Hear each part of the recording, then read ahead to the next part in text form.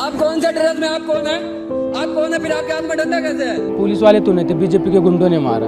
अच्छा, कौन है? सर आप कौन है? सर आप कौन है? जरा सोचिए, आप किसी शांतिपूर्ण प्रदर्शन में खड़े हैं और अचानक सादे कपड़ों में आया एक अनजान शख्स हाथ में लाठी लेकर आप पर टूट पड़ता है। आप उसे हमलावर समझकर अपना बचाव करते हैं, लेकिन बाद में पता चलता है कि वो तो पुलिस का जवान था। तो क्या बिना वर्दी, बिना नेम टैग और बिना पहचान के किसी नागरिक पर लाठी भांजना कानूनन सही है? या फिर भीड़ को कंट्रोल करने के नाम पर सादे कपड़ों वाले लाठीबाजों को तैनात करना लोकतंत्र और हमारे मौलिक अधिकारों पर बड़ा प्रहार है? किसी विरोध प्रदर्शन को कंट्रोल करने के लिए क्या पुलिस बिना वर्दी वाले जवान तैनात कर सकती है? नमस्कार, आदाब। मैं हूं फरीद अली और आप देख रहे हैं हमारा खास शो क्लियर कट। दिल्ली के जंतर मंतर पर 20 जुलाई को सीजेपी यानी कॉकरोच जनता पार्टी की अगुवाई में विरोध प्रदर्शन हुआ। प्रदर्शनकारियों ने जंतर मंतर से संसद भवन तक मार्च निकालने की कोशिश की। इस दौरान पुलिस से झड़प हुई। पूरे प्रदर्शन के दौरान एक बात जिसने सबका ध्यान खींचा वो थी प्रदर्शन वाली जगह पर सादे कपड़ों में पुलिस कर्मियों की तैनाती। सोशल मीडिया पर दिख रहे कई वीडियोस में सिविल ड्रेस पहने कुछ पुलिसकर्मी प्रदर्शनकारियों पर डंडे चलाते नजर आ रहे हैं।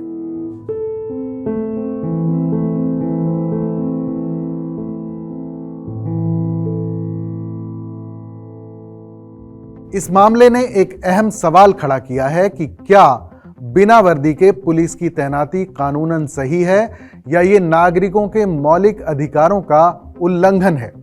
पुलिस मैनुअल के मुताबिक कानून व्यवस्था बनाए रखने और भीड़ कंट्रोल करने की जिम्मेदारी वर्दीधारी पुलिस की होती है। आइए जानते हैं कि किन परिस्थितियों में पुलिस सिविल ड्रेस में ड्यूटी कर सकती है। इसे लेकर क्या कानूनी नियम है?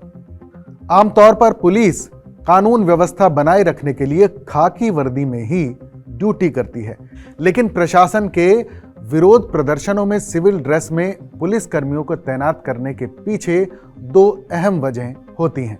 खुफिया जानकारी जुटाना, लोकल इंटेलिजेंस यूनिट यानी LIU या स्पेशल ब्रांच के जवान सादे कपड़ों में भीड़ का हिस्सा बन जाते हैं ताकि कोई असामाजिक तत्व छिपकर हिंसा ना भड़का सके।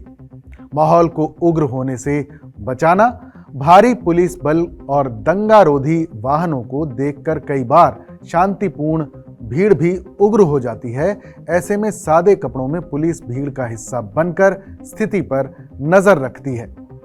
इस मामले पर बाड़मेर जैसलमेर के कांग्रेस सांसद उम्मेदाराम बेनीवाल ने भी सवाल पूछे हैं। उन्होंने सोशल मीडिया प्लेटफॉर्म X पर लिखा, केंद्र सरकार स्पष्ट करें कि दिल्ली पुलिस के साथ सिविल कपड़ों में लाठी लेकर मौजूद लोग कौन थे, उन्हें किसके आदेश पर कार्रवाई करने और लाठीचार्ज में शामिल होने की अनुमति दी गई। कानून और नियम क्या कहते हैं? भारत में पुलिस का काम मुख्य रूप से पुलिस अधिनियम 1861 और राज्यों के अपने पुलिस मैनुअल जैसे दिल्ली पुलिस मैनुअल के तहत चलता है। पुलिस मैनुअल के मुताबिक ड्यूटी पर तैनात हर पुलिस अधिकारी के लिए वर्दी पहनना अनिवार्य है।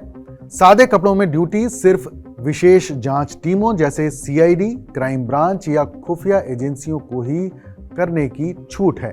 भीड़ को कंट्रोल करने का काम पूरी तरह से वर्दीधारी पुलिस का है।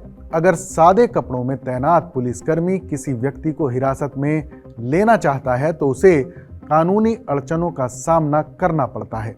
दंड प्रक्रिया संहिता यानी CRPC की धारा 41B अब भारतीय नागरिक सुरक्षा संहिता यानी BNSS की धारा 36 के तहत किसी भी पुलिस अधिकारी के लिए अपनी स्पष्ट पहचान यानी नेम टैग बताना अनिवार्य है।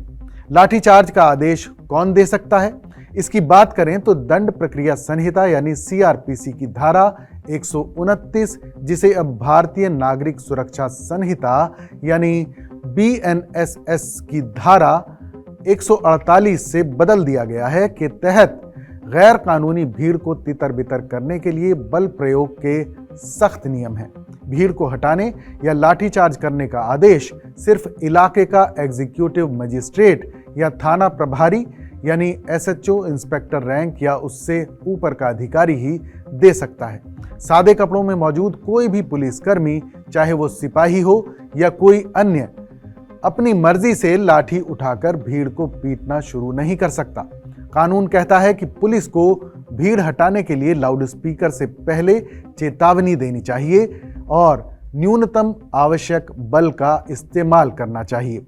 सादे कपड़ों में अचानक लाठियां बरसाना इस कानूनी प्रक्रिया यानी एसओपी का सीधा उल्लंघन है। आत्मरक्षा का अधिकार। सादे कपड़ों में लाठीचार्ज का सबसे खतरनाक पहलू नागरिक के आत्मरक्षा के अधिकार से जुड़ा है। भारतीय दंड संहिता यानी आईपीसी की धारा 96 से 106, अब भारतीय न्याय संहिता यानी बीएनएस की धारा 34 से 44 हर नागरिक को अपनी जान बचाने के लिए बल प्रयोग करने का अधिकार देती है।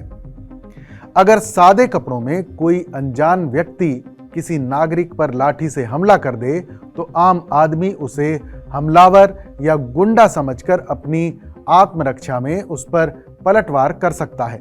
ऐसे में वो पुलिसकर्मी कोर्ट में ये दावा नहीं कर सकता कि नागरिक ने सरकारी काम में बाधा डाली है।